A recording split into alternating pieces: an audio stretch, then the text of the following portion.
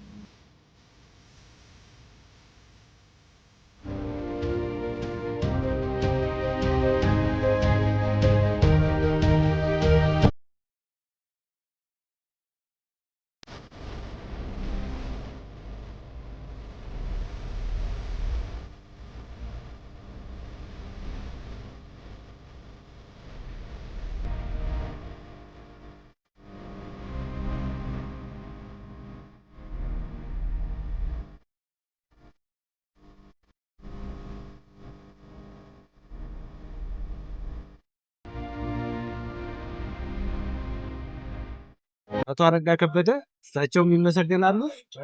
እንደዚህ ማድረጋችን ትልቁ ፍላጎቱ ምንድነው? የገጠሩ ሰው ራሱ ሰውና ከብት አንድ ላይ መኖር የለበትም፣ ተለያይተው መኖር አለባቸው፣ ኑሯቸው መሻሻል አለባቸው ከሚል ነው። የከተማ ኮሪደር ጎንደር ስትሄዱ አይታችኋል። ፒያሳ አካባቢ አያምርም? እነዚህ ሰፈሮች ስታያቸው ያምራሉ አይደል? ስለዚህ እንደዚህ ማድረግ ሁሉም ሰው ላይ እነዚህ እንደ ሞዴል ተወስደው ሁሉም በቻለው አቅም አንዳንዱንም መንግስት ደገፍ እያደረገ ሁላችንም ወደ እንደዚህ አይነት ኑሮ መግባት አለብን። ትልቁ ፍላጎት እሱ ነው። ሌላው ደግሞ ውሃ አለው፣ መብራት አለው።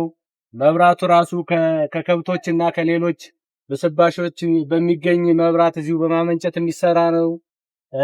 ልጆቻችሁ የምታስተምሯቸው ጥሩ መኝታ ቤት አላቸው፣ የሚያጠኑበት አምፖል አላቸው። ስለዚህ በኩራዝ ጢስ እያነበቡ ወደ ጉዳት አይዳረጉም ማለት እና ይሄ ጥሩ ነው አይደል? ይሄ ቤት በጣም ሁላችሁም ባላችሁ አቅም ለመስራት ተስማማላችሁ? በጣም እናመሰግናለን ላደረጋችሁልን አቀባበል።